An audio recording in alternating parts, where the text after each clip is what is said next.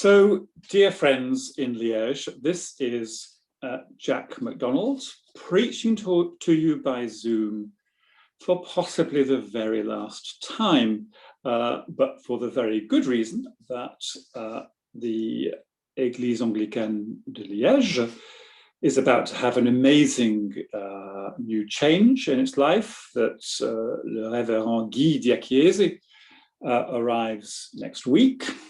I've just been talking to Ruth Nivell about his licensing next Sunday, and of course with the COVID rules, only 15+1 people are allowed to come to that, and I'm not quite sure if I'll make the cut, but that's fine by me, because I'd rather have people from Liège and from the parish in Liège attending that joyous event.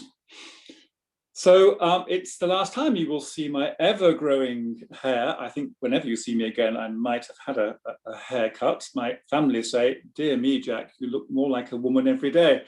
And the books behind me and everything else. But it's been very nice once a month in the past year during this difficult, awful pandemic, to share the word of God with you and to feel that I'm coming into your homes, albeit from far away. And I'm glad, though, that I'm passing on the témoin, not just to Ruth, your pastoral support worker, but to your new priest, Guy. And I wish every blessing on him and on all of you. And then, when I have this opportunity to preach probably my last sermon with you in this method, the lectionary gives us quite a gospel reading from Mark chapter 8 and verse 31. Not the joyous reading that you might have been expecting, but a rather difficult reading. So I know Ruth's been talking a lot in recent online sermons about Mark's gospel and Mark's particularities, but one thing about Mark we notice that Mark is the shortest gospel. Only 16 chapters, where chapter 16 is a very, very short chapter when it's originally written. Now, and Mark tells us that Jesus taught. He tells us in chapter 1, in chapter 2, in chapter 6, and in chapter 4, Mark mentions that Jesus taught parables. But we've not actually heard the explicit teaching of Jesus until here, until Mark chapter 8. Mark chapter 8 is when we hear this, and the message is a two-part message, and it doesn't make for easy reading or listening. Because here's the first part of Jesus' teaching, and Jesus began to teach them that the Son of Man must suffer many things and be rejected by the elders and the chief priests and the scribes and be killed, and after 3 days rise again. So this teaching comes as a shock. We know from Mark chapter 3 that the Pharisees and the Herodians, the people who followed King Herod, were conspiring to eliminate Jesus because they did not like his critical view of them. But here Jesus really raises the temperature by saying, in effect, by predicting, in effect, that the Pharisees and Herodians and scribes will win. They will win because Jesus will, in fact, undergo this particular punishment. This is a cross I received on the day of my confirmation a very, very long time ago. And it stayed with me ever since. And this cross will be what Jesus must endure. But his enemies will be apparently victorious and will succeed in destroying him. And so the teaching of Jesus, when he finally gives it to us, is this rather striking and unhappy teaching that Jesus, the Son of Man, will suffer, that he will suffer many things. He'll be rejected and will be killed, and indeed will die the most humiliating death of all as a public criminal on the cross. And so everyone in our parish, from the very youngest capable of speech to the very oldest, will say, well, why? What on earth is going on when Jesus himself, when he first gives us his teaching, raises the spectre of himself on a cross? What can that mean? And briefly, because I don't want to go on too long today, although I will profit from the fact that it's my last sermon with you for some time, there are two answers the church has got from the scriptures to that question of why. And the first is the formal church doctrinal answer, which is that the cross of Christ reconciles the justice of God and the forgiveness of God in response to human sin. And I, as a clever theologian, immediately interrogate that response and say, really, is there no other way that God could have chosen to reconcile justice and forgiveness other than this hideous punishment for his own son? And so a huge debate has grown up and continues in the church down the centuries and millennia about the meaning of that and what it might mean to reconcile justice and forgiveness. I see, who knows if Father Guy will ever invite me, but I see a Bible study or a home group discussion there. And the second broad brush answer which the church has given to that question of why the cross is that it shows us the limitless, the endless gift of God, who doesn't just give us empty words, but that when he says that he loves us, he sends us his own self, his own son, to be amongst us and be one of us, and to show that love to the very, very end, to show it to us limitlessly and boundlessly, to show it to us as he opens wide his arms for us on the cross.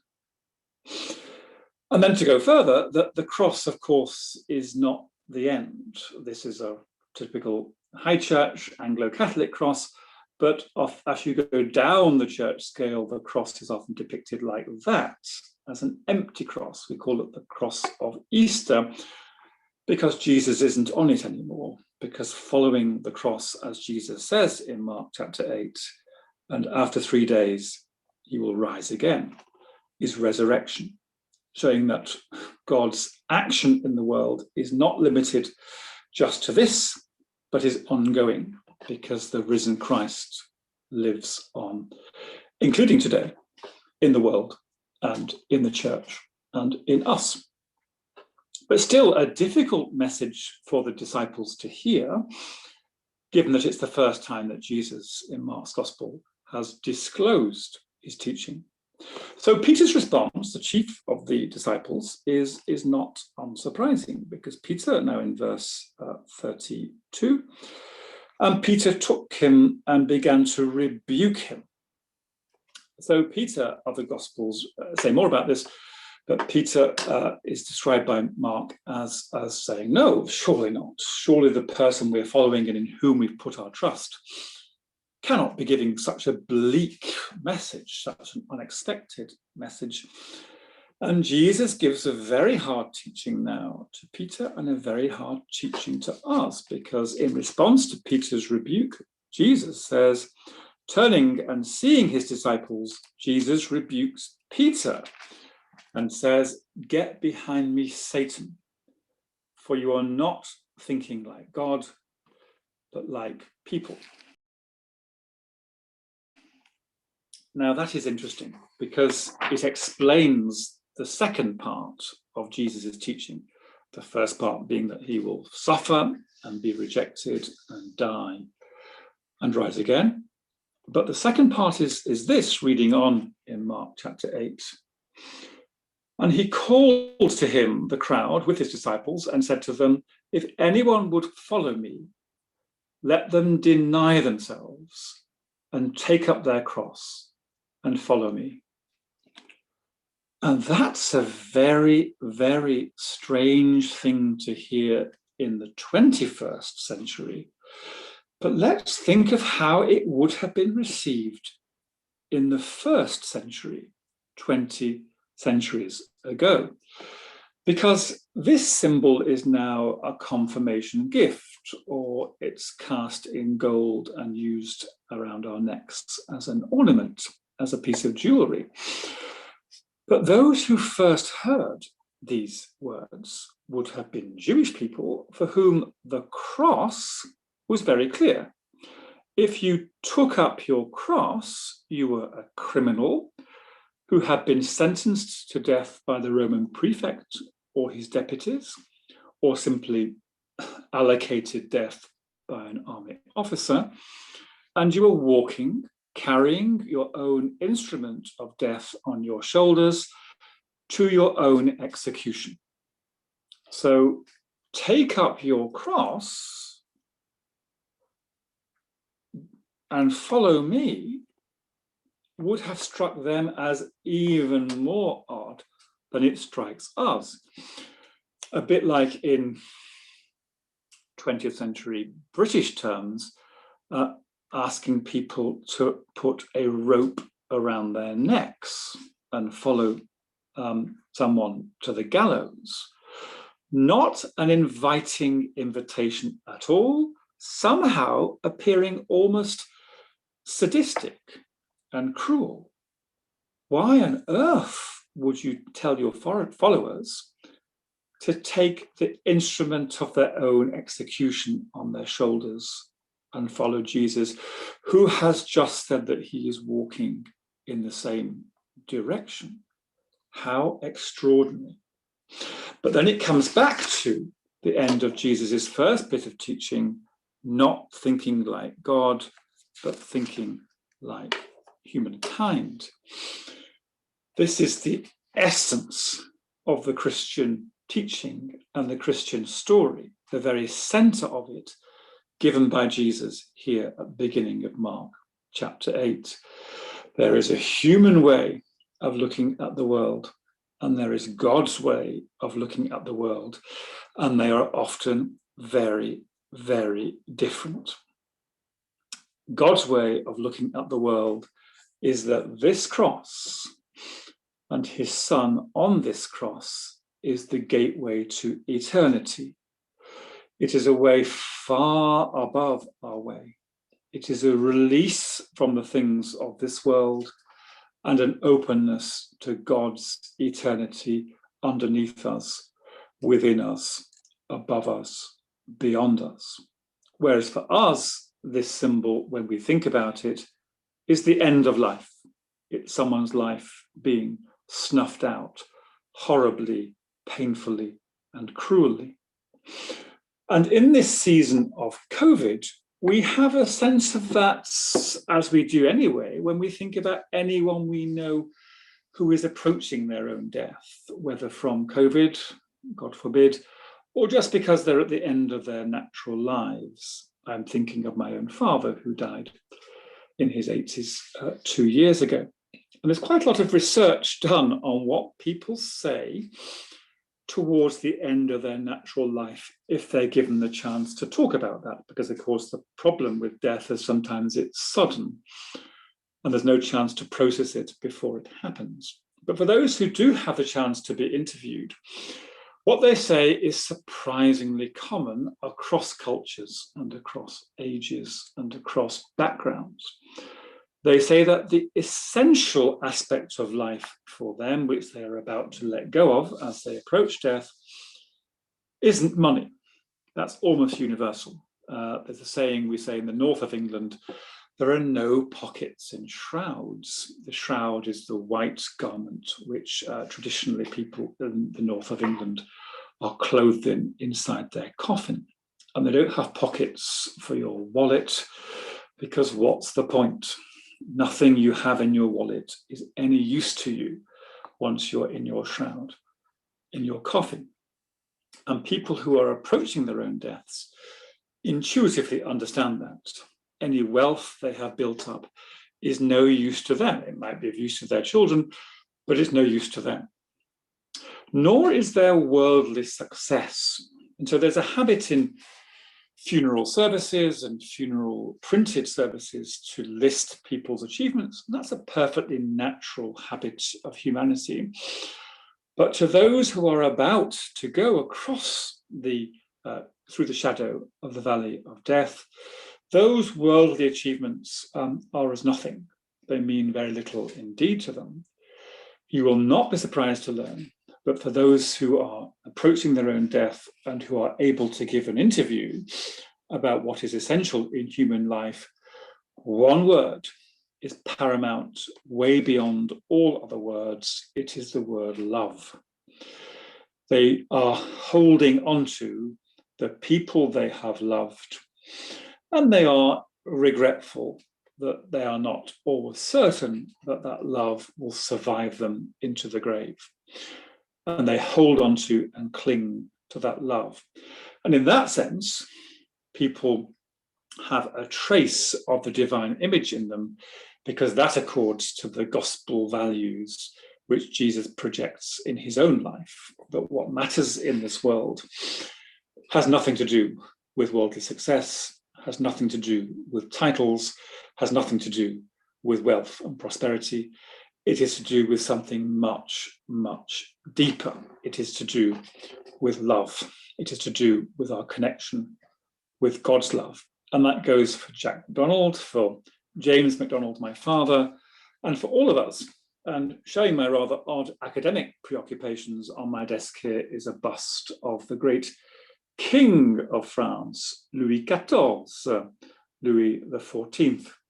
And Louis XIV died in 1715. And when he died, the preacher at his funeral was the future Bishop of Clermont, Jean-Baptiste Massillon.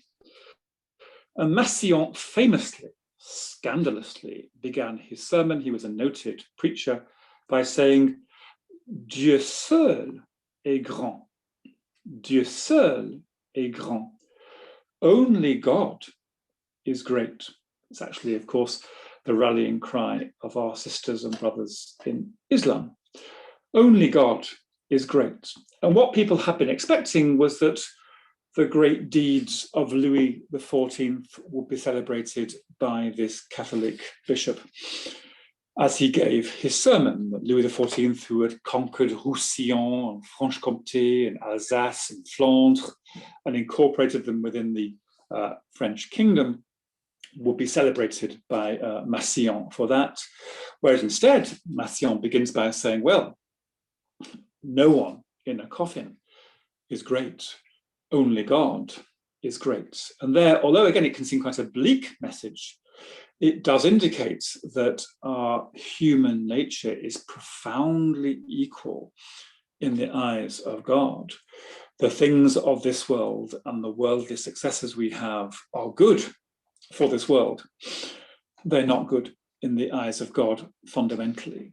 They are as nothing compared to our quality of love and our ability to see and perceive and embrace God's love. And God's love is most obviously shown here on that cross.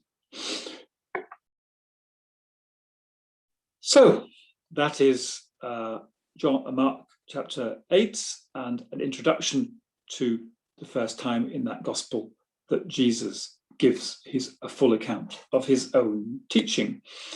And although the reading can appear at first a bit bleak, I want it to be a nice way of passing over from sermons by me to sermons by your new priest. Others will preach as well, especially, of course, Ruth, but sermons by your new priest, Guy, because it will be Guy's special privilege and his special duty and ministry to unfold that teaching of Jesus Christ to himself and to you as he preaches and teaches week by week among you, that he will recall to you again and again the difficult teaching of Jesus, that at the end of his earthly life there lay a difficult and painful cross, which was the sign of God's love for us. And beyond that was a risen life, which is the sign of hope, and the hope we have for God and for God's purposes for all of us. That is a dual teaching which Father Guy will be able to share with you in the weeks and months and years to come. And so it only remains for me to repeat what I said at the beginning of this sermon, that it has been a great pleasure and an honor for me to share something of my own Christian journey and my own Christian learning, such as it is, with you week by week, month by month from my study, and that I wish Guy and Ruth and all of you all good things as you move forward. I end with a blessing in the language of Liège, which is also Guy's mother tongue. Que le Seigneur de la paix vous donne lui-même la paix en tout temps et de toute manière. Amen. Que Dieu vous bénisse.